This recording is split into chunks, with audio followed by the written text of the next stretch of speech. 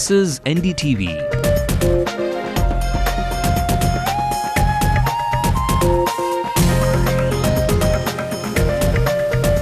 And you're watching NDTV Hindu.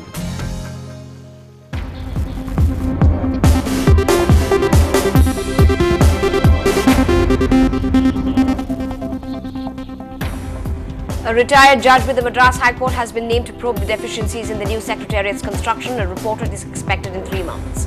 After sulking over Kandimuri's stay in jail, the DMK fires its first salvo at the Congress, wants the Prime Minister to be covered by Lokpal. Even after Amma and Vaiko write to the Prime Minister, there's no sign of release of the 23 Indian fishermen who were arrested by the Lucknow Navy yesterday.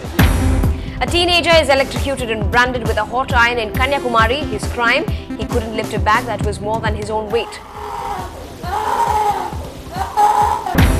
Here's the birthday gift actor Vijay expects from his fans, pledging their eyes. Do these shelters for the homeless really serve any purpose? They are not just cramped but also lack privacy. And the AIADMK's Parakadupaya falls under the MLA monitor today. The harbour anchors its expectations with this multifaceted representative. Welcome to the news tonight on NDTV Hindu. I'm Evelyn Matthew, joining you tonight with all of the day's headlines across the city and the state. Politics, crime, health and education. We've got it all covered with our roving reporters. Before we get into our local stories right away, here are the headlines from across the nation at 9 p.m. The Sonia Gandhi-led National Advisory Council clears the historic food security bill. It will legally entitle 70% of India. After a public rift with the BJP, Munde says he is with the party, quashing reports that he could join the Congress. Is it an insider's job? Questions Sushma Swaraj on bugs found at Pranab Mukherjee's office. He rubbishes it all. The government calls an all-party meet to debate divergences in the Lokpal bill on the 3rd of July. Days after Minister Jayapal Reddy's niece, Dr. Kiran Reddy, was murdered, her husband is now arrested. And police lathi charge protesters against an eviction drive in Guwahati. Activists claim 3 people, including a 9-year-old, are dead. The state government has decided to appoint a commission of inquiry to look into the causes and circumstances that have led to the alleged irregularities in the construction of the new Secretariat complex at the Avamandura Estate complex. That is, Justice S. Tangaraj, retired judge of the Madras High Court, will look into these irregularities such as the excess expenditure, loss to exchequer, inordinate delay and deficiency in the standard of construction of the new Secretariat complex on Anna Saleh. The new complex, built by the earlier DMK regime, came under the scanner after the new government called it an incomplete building and started functioning from the Fort St. George complex. A report is expected in 3 months' time. Now, it was a perfect marriage, well, as perfect as political alliances can be, 7 long years and ticking. But at a time when civil society is clamouring for a comprehensive Lokpal bill, the DMK has struck a discordant note. It favours the Prime Minister being brought under the ambit of Lokpal. Now, this has left its ally, the Congress, red in the face. Now, is this the beginning of the end of a convenient marriage? Our reporter Lokpriya analyses. DMK Chief Karunanidhi did not attend the UPA meet, although he was in Delhi. Instead, his messenger T.R. Balu voiced the party's dissent to the UPA stand of leaving the Prime Minister out of the Lokpal purview. The DMK's lone opposition comes at a time when none expected it. In fact, the 7-year tie remained intact even during seat-sharing talks ahead of the assembly elections. It wobbled a bit when Kandimuri was sent to Tihar jail on May 20th as a co-conspirator in the 2G spectrum scam. But now observers say there is a tension in the tie. Mr. Karunanidhi told the media that his ties with the Congress remained as strong as ever. At such a juncture, this kind of articulation of views by an important DMK leader on an important issue does give the room for interpretation that the two friends, political friends who have been there for last 7-8 years are beginning to fall apart. On his earlier visit to Delhi on May 23rd, Karunanidhi had not met Sonia, saying he was on a private visit, and Congress leaders called on him at his hotel. This time around, on his two-day visit, we have not seen that at all. Observers wonder if it could be a spectrum change, even as some feel that the National Party is already considering its southern ally as excess baggage. Any immediate possibility of the breakup between the two parties, because local body elections are going to be held sooner in a 2 months' time. So when the DMK is already down, it doesn't want to weaken its base politically further by breaking its ties completely with Congress. While the DMK might have used the Lokpal bill as a tool to get back at its ally, by doing so, it also seems that it's sending out strong signals ahead of its July 7 General Council meet. The 7-year-old marriage of convenience now appears to be on the brink. Will the bond hold? In Chennai, Lokpriya, NDTV Hindu. Well, lots of questions there being put.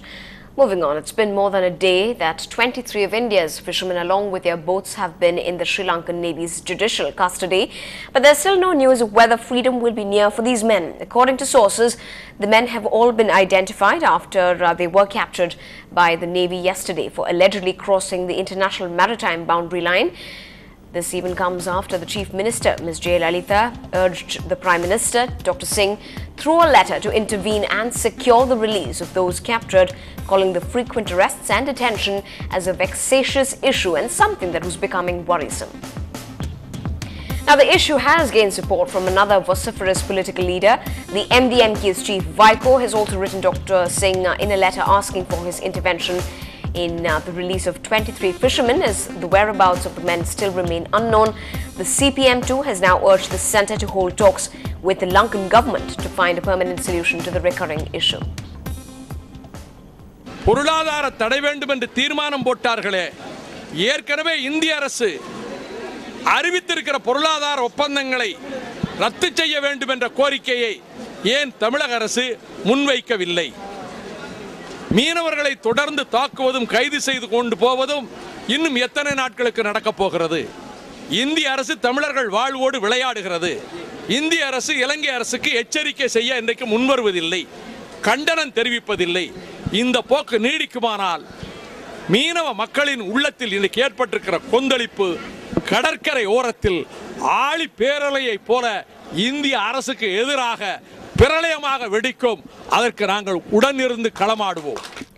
Now, senior correspondent Sam Daniel joined us with more on the developments from the neighbouring island nation and how soon it will really take for good news to arrive. Well, even after Tamil Nadu Chief Minister Jayalalitha sought the intervention of Prime Minister Manmohan Singh to secure the release of 23 Indian fishermen from Tamil Nadu who were captured and put behind bars by the Lankan Navy, it appears that these fishermen may have to remain in Sri Lankan jail for quite some time. Today, authorities confirmed that a Sri Lankan court has sentenced them to judicial custody till the 1st of July, so it's going to take quite some time for them to return home to Rameshwaram. At the same time, more political pressure was mounted from Tamil Nadu. MDMK chief Vaiko wrote to the Prime Minister asking him to intervene to secure the release of these fishermen. At the same time, fishermen in Rameshwaram, the ground zero, continued to boycott or continued to be on protest. They did not venture into the sea for fishing, and they say they're going to be boycotting work till these fishermen return home along with their boats. This is the 4th such incident this year, and so far 6 fishermen have been killed from Tamil Nadu since this January, and this has happened at a time when Tamil Nadu Chief Minister Jayalalitha has been batting for the retrieval of Kachativu, the island India gifted to Sri Lanka in the early 1970s, and she has been claiming that the Indian government has not followed the due procedure for gifting this island to Sri Lanka. She says the parliament has not ratified this, and she also argues that the gifting of the island to Sri Lanka has drastically reduced the fishing space available for Indian fishermen, and she wants the island back.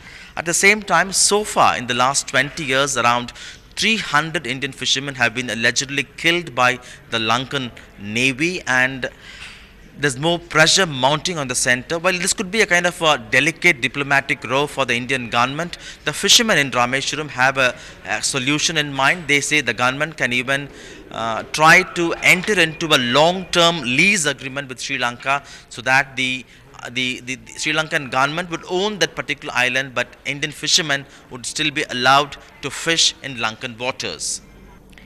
Moving on to some news from the districts, there's been a shocking incident in which a 13-year-old boy from E Road was branded on his cheek by placing a hot iron, all because he refused to carry a consignment that was way too heavy for him. The incident occurred at an electrical shop where he was working during his school vacation. The boy was also allegedly subjected to electric shocks by the owner of the shop.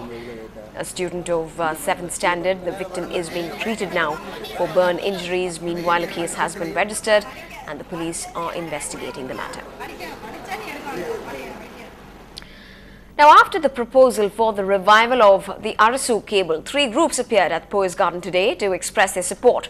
Among them was the Tamil Nadu Arasu Cable Operator Association that was grateful for the nationalization of the private cable television operation. A call to provide cable television services at a nominal cost was also one of their demands today. Amma has promised to look into the matter, after which an appropriate announcement would be expected. அரசு cable TV ஒளிபரப்பாளர்கள் சங்கம் சார்பாக இன்று தமிழக முதலமைச்சர் அவர்களை தமிழகம் முழுவதிலும் இருந்து cable TV ஆபரேட்டர்களாகிய நாங்கள் சந்தித்தோம். இந்த தமிழ்நாட்டில் டிஜிட்டல் சேனல்கள் அரசு கேபிள் டிவி மூலமாக கொடுக்கப்பட வேண்டும் என்ற கருத்தை வலியுறுத்தினோம். அவர்கள் அதை பரிசீலனை செய்வேன் என்று கூறியிருக்கிறார்கள். தமிழகம் முழுக்க ரூபாய் 100 ரூபாய்க்கு குறைவாக அரசு கேபிள் டிவி மூலமாக துல்லியமாக அனைத்து கட்டண சேனல்கள் வழங்க உடனே ஆவண செய்ய வேண்டும் என்று கூறியிருக்கிறோம். அம்மா அவர்கள் கருணையுடன் கேபிள் டிவி ஆபரேட்டர் நலன்கள் இனிமேல் பாதுகாக்கப்படும். இதுநாள் வரை கேபிள் டிவி ஆபரேட்டர்கள் பாதிக்கப்பட்டிருந்தாலோ நசுக்கப்பட்டிருந்தாலோ அவர்களுக்கு இந்த அரசாங்கம் தக்க பாதுகாப்பு கொடுக்கும். When we come back, an earlier than usual release of men behind bars is questioned. Amma has exactly 3 months to answer to Dr. Swami.